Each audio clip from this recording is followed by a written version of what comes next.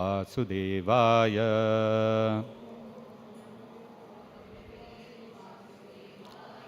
Om Namo Bhagavate Vasudevaya.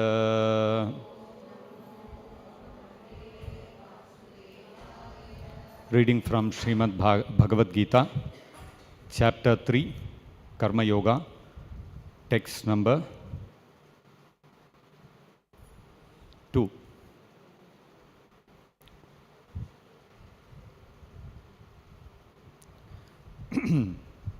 I'll read the text, the translation.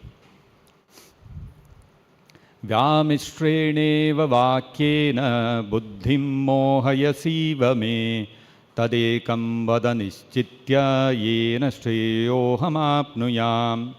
Translation by His Divine Grace, Srila Prabhupada. My intelligence is bewildered by your equivocal instructions.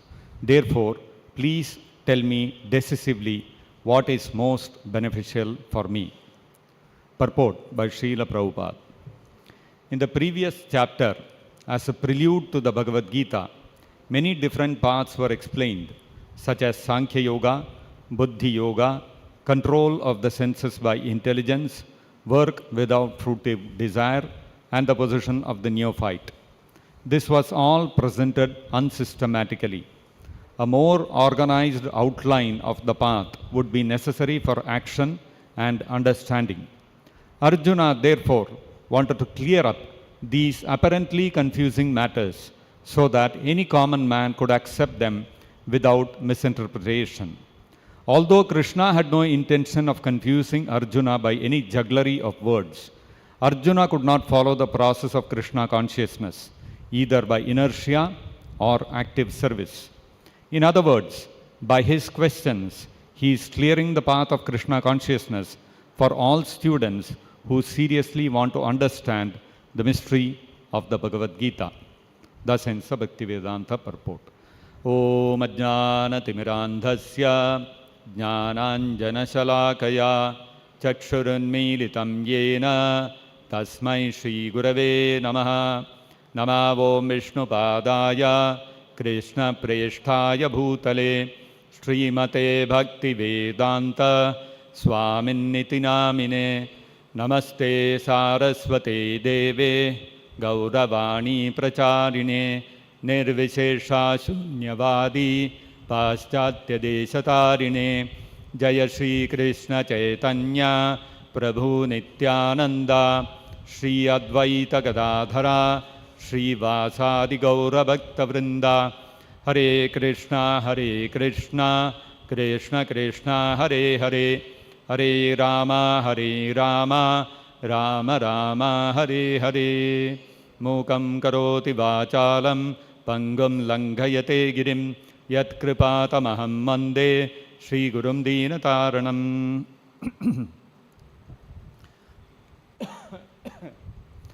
There is a famous story of a spiritual master who wanted to test the understanding of his disciples.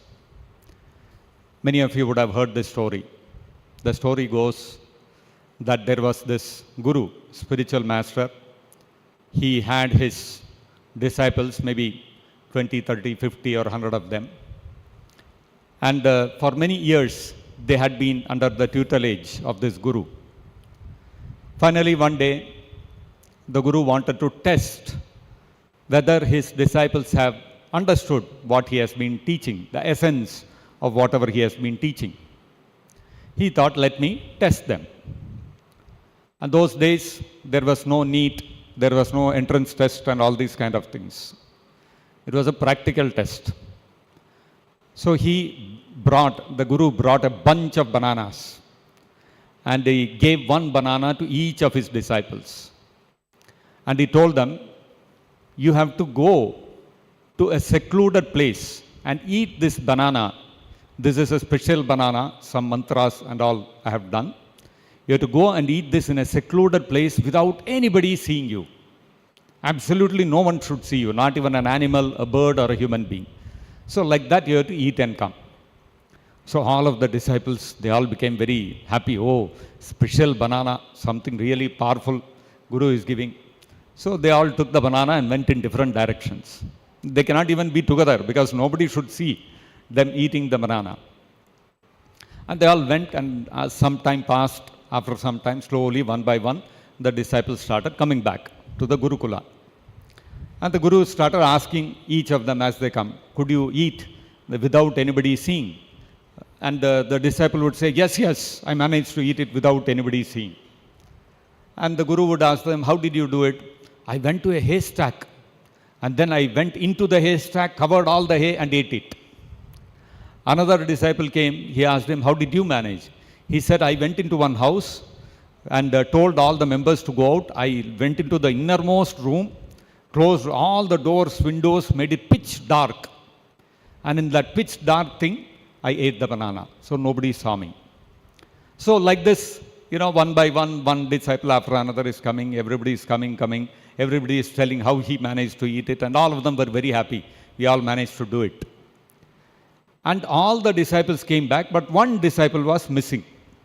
And everybody was thinking, where is he gone? Why is he coming? So they were waiting. Half an hour passed, 1 hour passed, 1.5 hours passed, 2 hours passed. Finally, after a long time, almost it became dusk. And everybody was thinking, where this guy has disappeared? Eating one banana taking so much time. So they were all surprised. Anyway, let us wait. They were waiting. Finally, late in the evening, this disciple came back. And when he came back, his face was looking very sad. He was morose.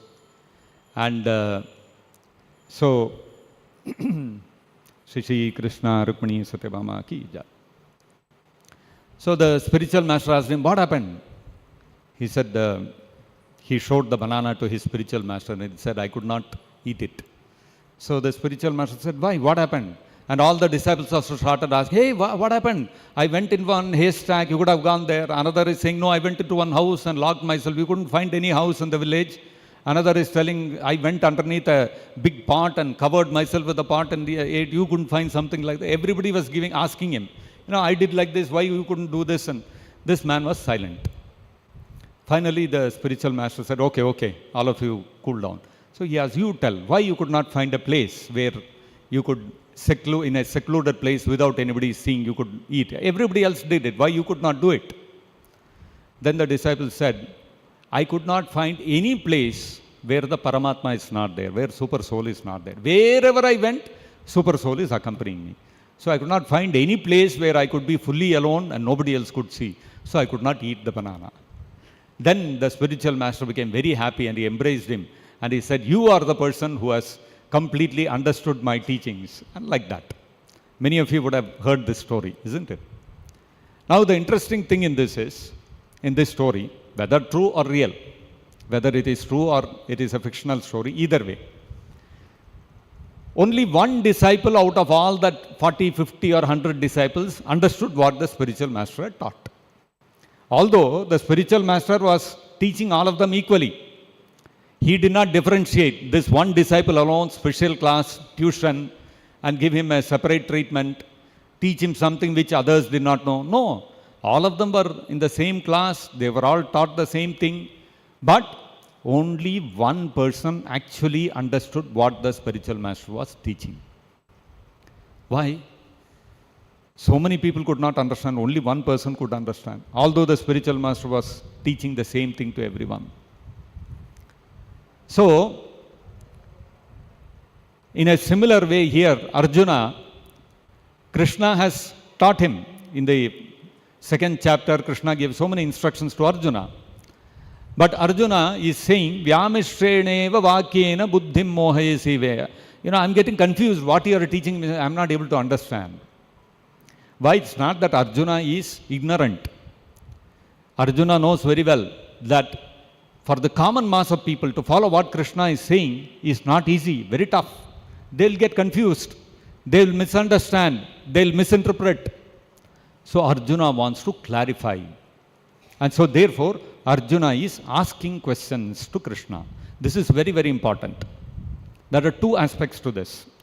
One is asking question to clarify from the spiritual master is a very, very important and integral part of a disciple's progress in spiritual life. Spiritual life is not dependent on blind faith. Faith has to be there, but it cannot be blind faith. It has to be based on logic and reasoning. And when the disciple is not able to understand something properly, he has to question the spiritual master and seek answers. The seeking answers to clarify one's doubt is very, very important, very, very crucial to assure a spiritual seeker to progress in his spiritual path. If there is no questioning on the part of the seeker, there is no progress. That is why later in the Bhagavad-Gita, Krishna says, Tad viddhi pranipatena pariprasnena sevaya upadekshanti te jnanam. One has to approach a spiritual master, Tad viddhi pranipatena, one has to surrender to him. Pariprasnena, one has to question, one has to put questions to the spiritual master. And sevaya, one has to render service, one has to follow the instructions of the spiritual master. Then spiritual knowledge will be revealed within the heart. If there is no questioning on the part of the disciple, the Guru also will not feel any motivation to give, to impart spiritual knowledge to the disciple. This is very important. The second thing is, what we have to understand is, although we may have a perfect spiritual master, we may have Krishna himself as our spiritual master, Swayam Bhagavan as our spiritual master, like Arjuna. Who is Arjuna's spiritual master? In the beginning of the second chapter of the Bhagavad-Gita, what did Arjuna tell Krishna? He told him, Shishyasteham shadhimam tuam prapannam. He told Krishna, Shishyaste, I am your disciple, you are now my Guru. Shadhimam, please instruct me. Tuam prapannam, I am surrendered to you. This was Arjuna's submission to Krishna. Arjuna accepted Krishna as his spiritual master. So Arjuna was very fortunate. He got Krishna as his spiritual master. So imagine Bhagavan, the Supreme Personality of Godhead. Krishna is the spiritual master of Arjuna, and Krishna is giving instructions to Arjuna, and Arjuna is saying, I'm confused. So imagine all of us, we are not as qualified as Arjuna. So when we approach the spiritual master, we will also get confused at times. We will also not be able to understand at times. And at such times, it is our duty to ask questions from the spiritual master. So the question comes, if Arjuna is having Krishna himself as a spiritual master, and if we get a pure devotee like Prabhupada as our spiritual master, why will we get confused? Why is Krishna not capable of making Arjuna understand? Is Krishna not, the Supreme Personality of Godhead, Krishna, is he not capable of clearly enunciating what he wants to say? Is he not capable of presenting things properly? That is not the point.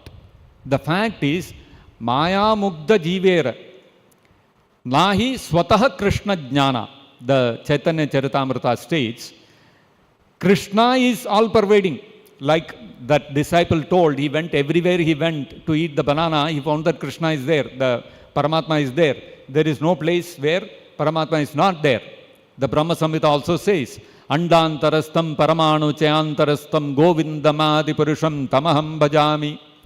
That Krishna, Govinda, as Paramatma, he is present in each and every atom, as well as the heart of each and every living entity.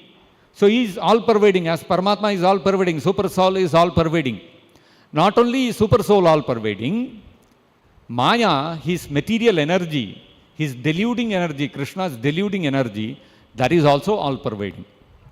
Because of that, Maya Mugdha Jivera, Nahi Swatah Krishna Jnana.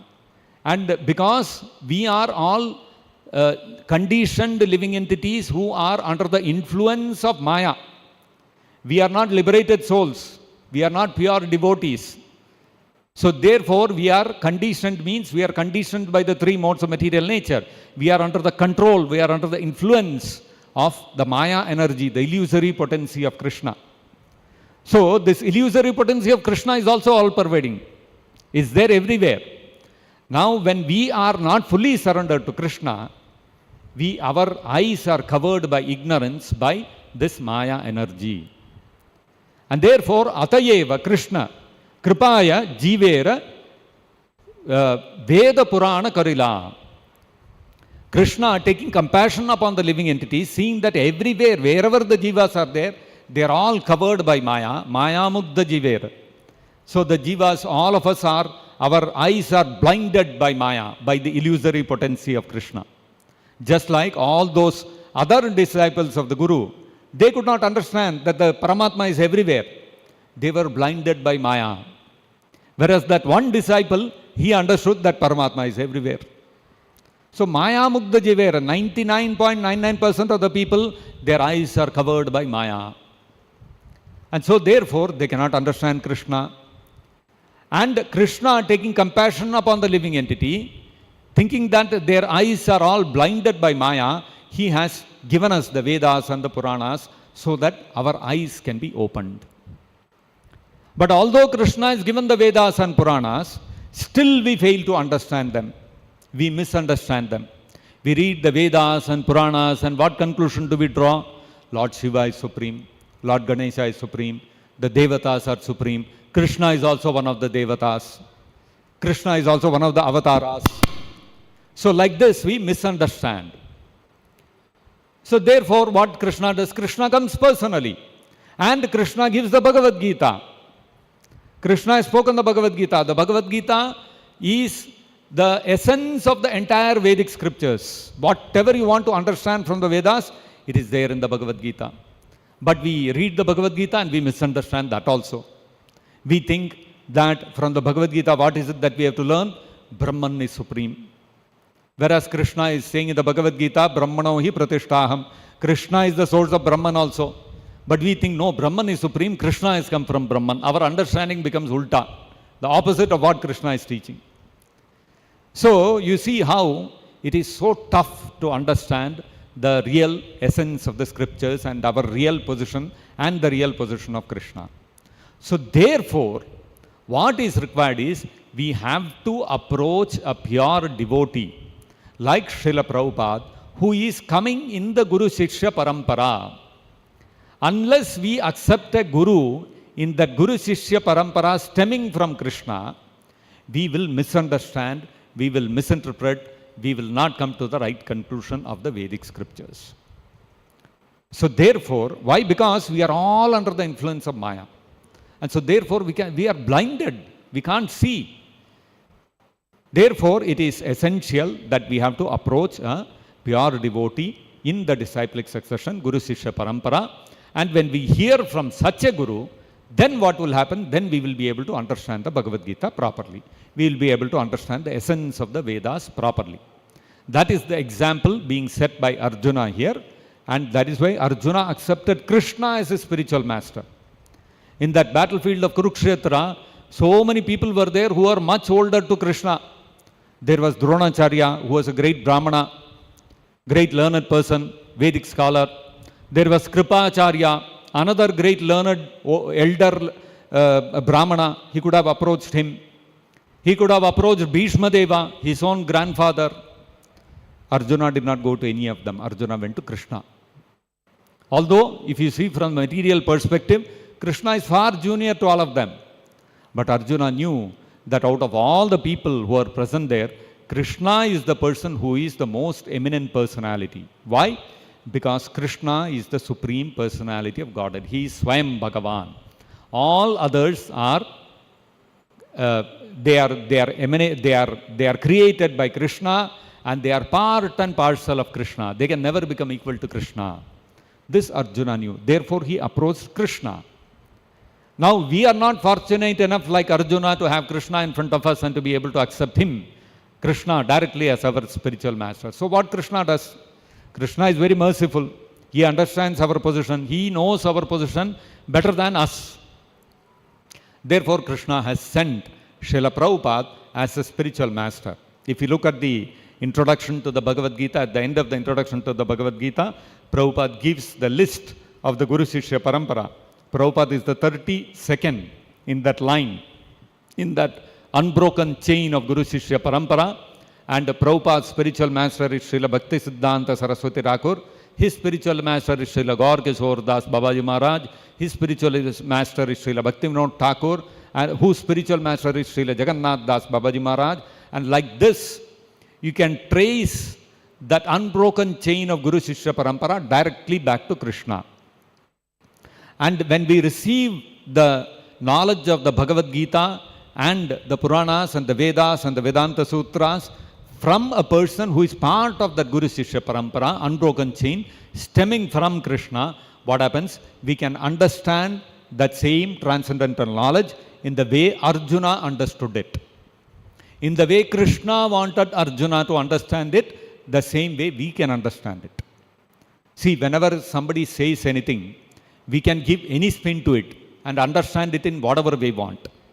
And we can see that happening very in a big way in today's world. One politician will make one statement, the media will pick it up, give it a spin, and then create something else out of it. It will become a big controversy. And then the politician will come, no, that is not what I meant. I meant something else. But still, damage is done. So he will say, still, if anybody has got upset with has become disappointed with my words, I am apologizing.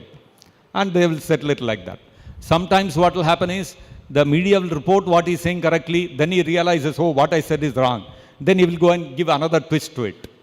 So all these kind of things have become common nowadays. But if you see, Krishna, when he spoke the Bhagavad Gita, Krishna wanted Arjuna to understand it in one particular way. There was some intent with which Krishna spoke the Bhagavad Gita. So, I can understand and interpret Bhagavad Gita in whatever way I want.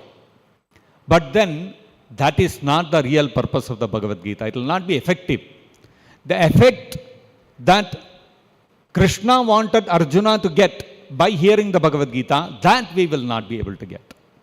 If our purpose in reading the Bhagavad Gita is to get the benefit which Krishna wanted Arjuna to get, which Krishna wants us to get from the words of the Bhagavad Gita, then we cannot interpret it or understand it in our own way, according to our own whim and fancy. No, not possible. We have to understand it from the Guru Shishya Parampara. And that is why you will see all the commentaries that Prabhupada has given on the Bhagavad Gita, it is called Bhagavad Gita as it is. Why Prabhupada called it Bhagavad Gita as it is? Because it has become very fashionable. Some doctor will come, he will write a commentary on the Bhagavad Gita. What is Bhagavad Gita? The Pancha Pandavas are the 5 senses in the body, the diseases acting within the body, and Krishna is the doctor, Arjuna is the patient. This whole Krishna Bhagavad Gita Samvada is the discussion between a patient and a doctor. He will give one spin to it. One politician will give another spin to it. The Bhagavad Gita is full of non-violence, so we should from the Bhagavad Gita we should follow the policy of non-violence. Yet another person will say, no, the 5, the different, the Kurukshetra is not referring to the real battlefield, it is referring to our heart, and there is a constant fight of good and evil in our heart, and that's what it represents. You can go on giving all these kind of interpretations, one after another. In the fertile brain of the human mind, there is no end, unlimited interpretations you can give. But will we get any benefit out of it? We will not get the benefit which Krishna wants to give us. That is why when one lady went to Prabhupada and she asked the Prabhupada, this was before Prabhupada wrote the translation and the commentary of the Bhagavad Gita. So the lady went to Prabhupada and asked Prabhupada, I want to read one authentic English version of the Bhagavad Gita. Can you recommend me something? Then Prabhupada realized there are more than 700 editions of Bhagavad Gita in the market at that time. This is in the 60s and 70s.